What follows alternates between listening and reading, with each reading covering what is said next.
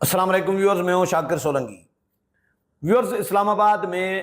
جلسوں کے قوانین کی خلاف ورزی کرنے پر پی ٹی آئی رہنماؤں کے خلاف بڑے پیمانے پر کریک ڈاؤن شروع ہو گیا ہے اور گرفتاریاں شروع کر دی گئی ہیں اسلام آباد پولیس کی جانب سے۔ شیر افضل مروت پی ٹی آئی کے رہنما جو ہیں ان کو پارلیمنٹ ہاؤس کے باہر سے پولیس نے گرفتار کر لیا ہے، اور اس کے علاوہ شعیب شاہین جو ہیں ان کو بھی اپنے گھر سے، ان کے گھر سے گرفتار کر لیا گیا ہے۔ چھاپوں کا سلسلہ شروع کر دیا ہے پولیس نے باضابطہ طور پر، اسلام آباد پولیس نے، اور پی ٹی آئی کے کچھ رہنما جو ہیں وہ پارلیمنٹ ہاؤس کے اندر بھاگ گئے ہیں گرفتاری سے بچنے کے لیے۔ اسلام آباد میں پارلیمنٹ ہاؤس کے باہر جو ہے پولیس موجود ہے گرفتاریوں کے لیے۔ جن جن لوگوں نے خلاف ورزی کی ہے این او سی کی اور قانون کی، ابھی ریسنٹلی قانون منظور ہوا ہے دونوں ایوانوں سے، بلکہ پرسوں صدر مملکت نے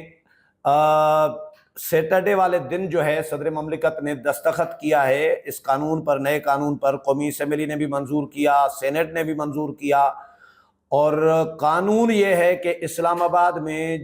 شہر میں جلسوں جلوسوں کے لیے اجازت لینا ضروری ہوگا، اور اجازت لینے کے بغیر اجازت کے بغیر اگر کوئی جلسہ کرتا ہے یا قانون کی کوئی خلاف ورزی کرتا ہے تو اس پر پہلی دفعہ خلاف ورزی کرنے پر 3 سال قید ہوگی، اور دوسری دفعہ خلاف ورزی کرنے پر 10 سال قید کی سزا ہوگی۔ یہ قانون نیا بنا ہے۔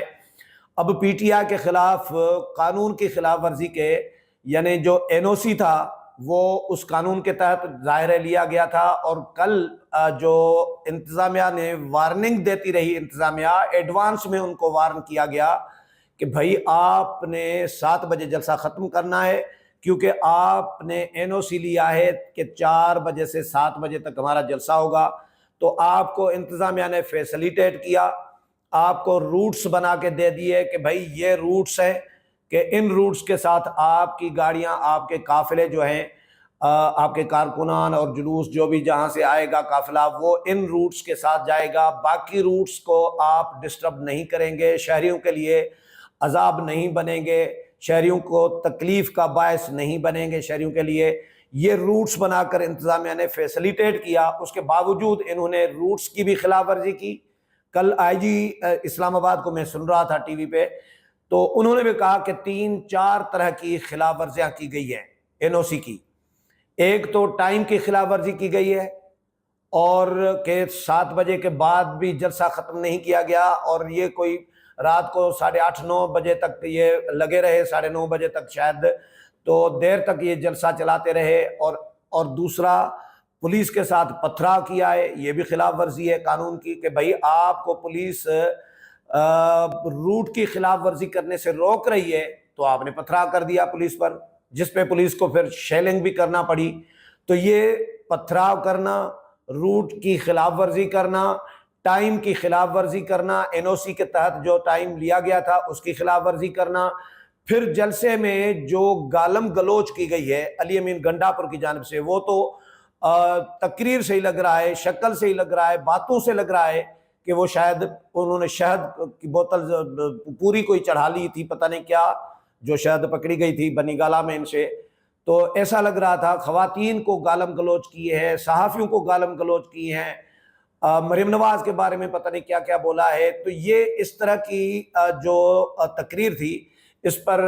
بڑے تبصرے بھی ہو رہے ہیں، مذمت بھی کی جا رہی ہے سیاسی جماعتوں کی جانب سے، خواتین رہنماؤں کی جانب سے مذمت کی جا رہی ہے کہ بھائی خواتین کے بارے میں، سیاسی خواتین ہوں، صحافتی خواتین ہوں، ان کے بارے میں اس طرح کی لینگویج،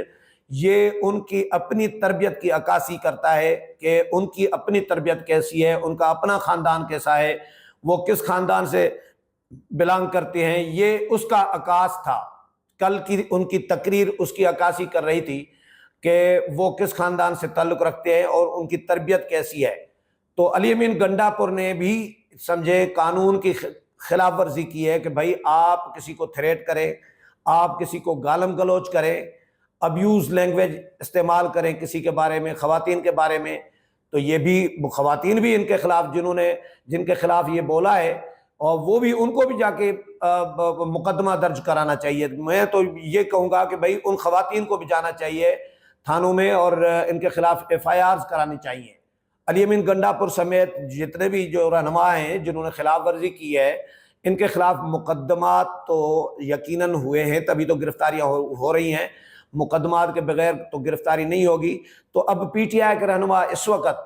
جس وقت یہ میں ویلاگ کر رہا ہوں اور پارلیمنٹ کا اجلاس چل رہا ہے، ختم ہوا ہے بلکہ، تو پارلیمنٹ سے اب وہ نکلتے ہی گرفتار کیے جا رہے ہیں۔ تو لیکن کچھ پارلیمنٹ میں اندر چھپ گئے ہیں، اور پارلیمنٹ سے پھر نکلنے کا راستہ تو ایک یہ بھی ہے، ایک اور بھی راستہ ہے، پی ایم ہاؤس والی سائڈ سے بھی راستہ ہوتا ہے، لیکن پولیس نے ظاہر ہے ادھر سے بھی پورا کارڈن آف کیا ہوگا، سارے راستے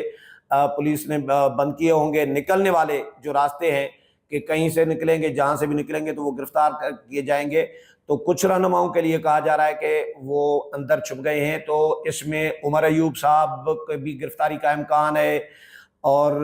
جو اور لیڈر ہیں جنہوں نے تقاریر کی تھی، جذباتی انداز میں تقاریر بھی کی ہیں اور خلاف ورزی بھی کی، اپنے جو این او سی تھا، جو انتظامیہ کے ساتھ جو معاہدہ تھا، ایگریمنٹ تھا، جو اجازت نامہ تھا، اس کی خلاف ورزی کی ہے۔ تو یہ پہلا، اس نئے قانون کے بعد پہلا یہ مقدمہ اور پہلا یہ کیس ہوگا، پہلی یہ گرفتاریاں ہوں گی۔ اب دیکھتے ہیں کہ حکومت اس قانون کے تحت ان کو ڈیل کرتی ہے، تین سال سزاؤں کے حساب سے، یا پھر یہ ضمانتوں پہ رہا ہو جاتے ہیں، کیونکہ عدالتوں میں ظاہر ہے پھر سہولت کاری تو ابھی بھی ہو رہی ہے۔